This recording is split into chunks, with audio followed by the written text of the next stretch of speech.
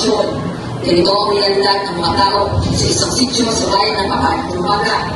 Isa sa mga iniintang problema ang mga taga-sityo batas ng Colgate at Ayang Pampanga na itong hindi nawawalang baha dito sa kanilang lugar.